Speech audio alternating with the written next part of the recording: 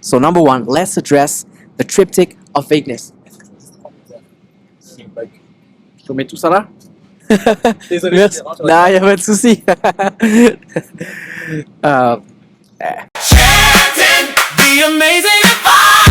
Boom. Imposter syndrome in your SaaS or service is not a mindset issue, it's a clarity and offer failure. Let me explain. If you feel like an imposter, it's not because you're unskilled or unworthy or lacking experience. It's because you're not doing your job as an entrepreneur, and it's perfectly normal. It's because nobody showed you what to do.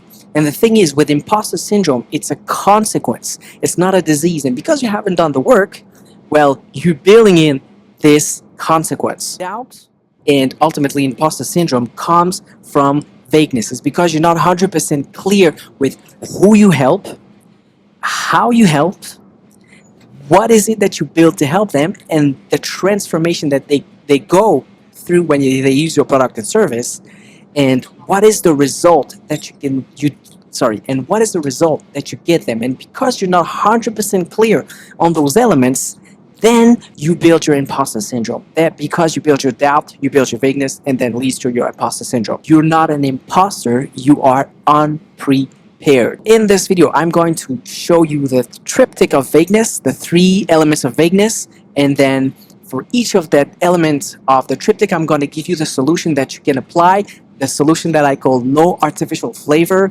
aka no bullshit, that you can use. And if you stay till the end of this video, I'm gonna give you an extra thing to make sure you leave this video with an actionable plan. So stay with me, let's get started. So number one, let's address the triptych of vagueness. Je mets tout ça là. Désolé. Merci. Non, il n'y a pas de souci.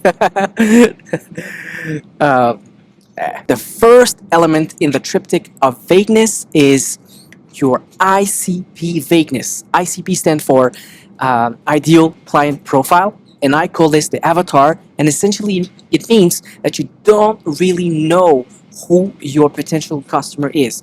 The avatar of the customer is not 100% clear for you.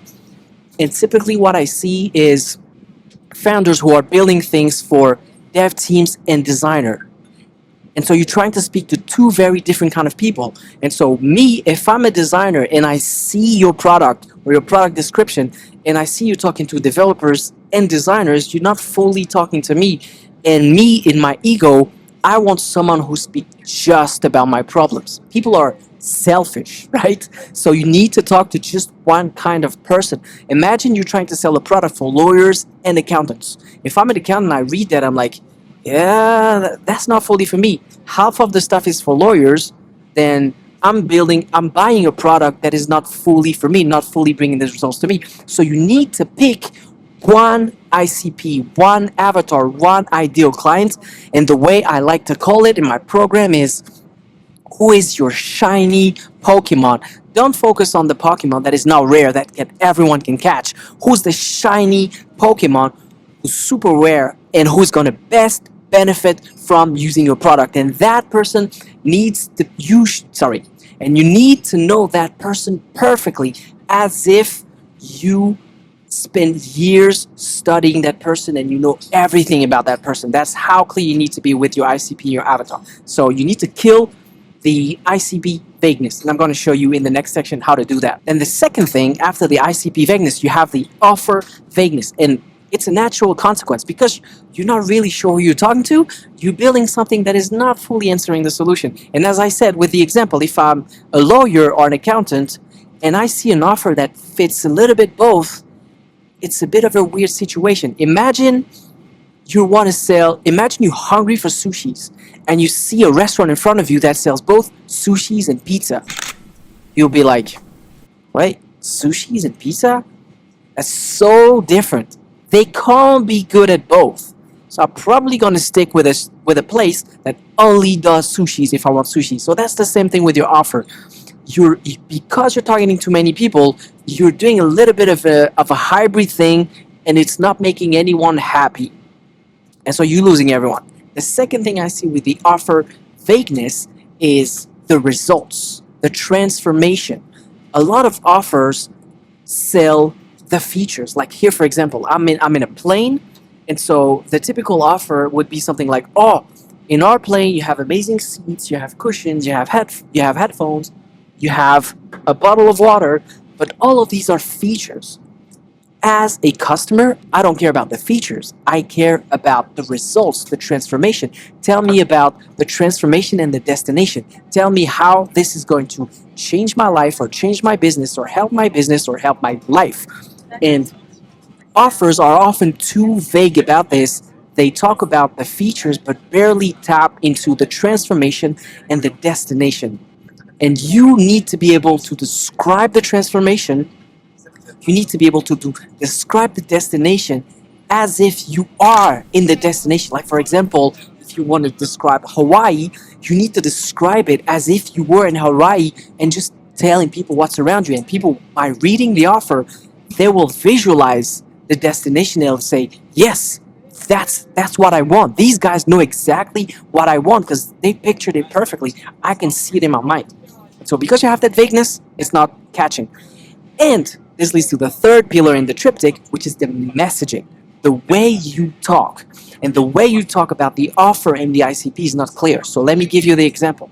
Typically what I see, and I've done 150 plus consultations in 2025, you guys talk with your own language.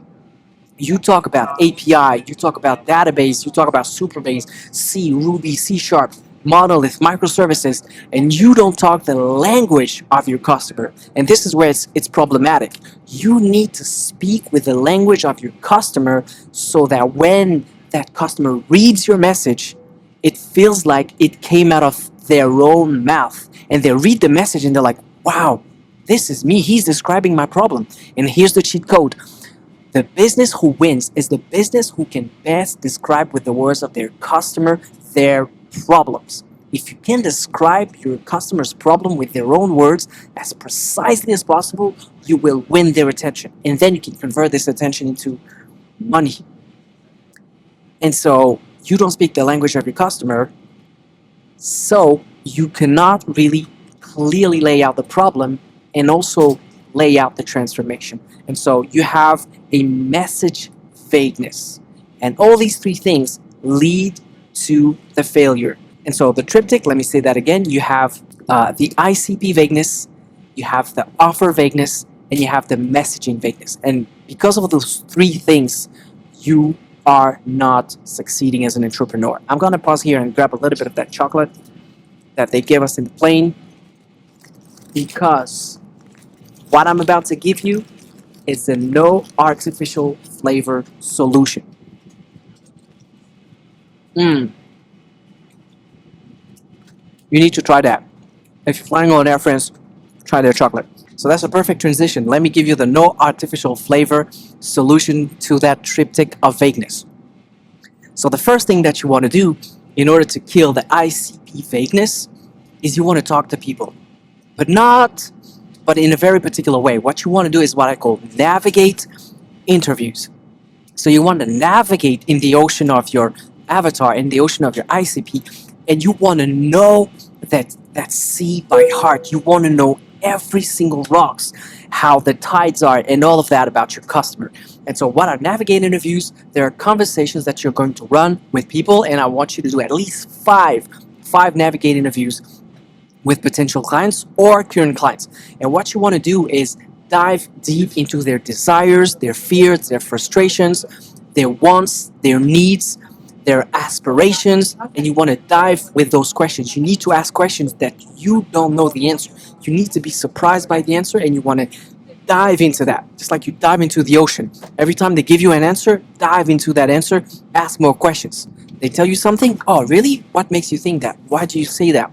What makes you, what was the last time this happened to you, etc., etc. So these are navigate interviews.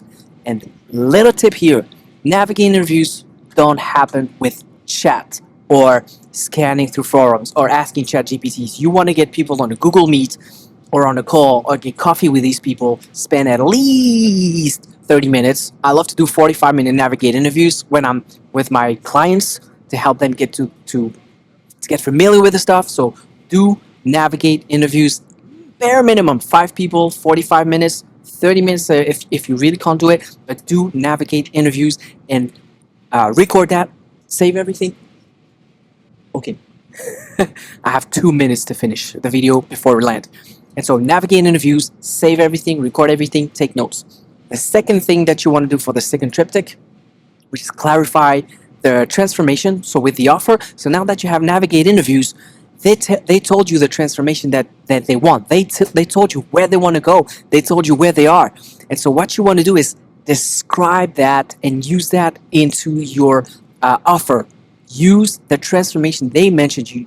Use the results that they mentioned you, the desires and all of that, and get it on your offer. The third thing is the messaging vagueness. What you want to do for the messaging vagueness is during the navigate interviews, you want to use their language as verbatim. So save the exact sentences that they're telling you and write those sentences down. If someone says, "Oh, I feel like an unglazed donut every morning when I wake up," write it down. And that is your message. And so you can say something like, "Hey, have you ever felt like an unglazed donut in the morning when you wake up? I can help you." Boom. And then you're speaking to someone and then you can get the things done. See you on the landing for the conclusion. Boom.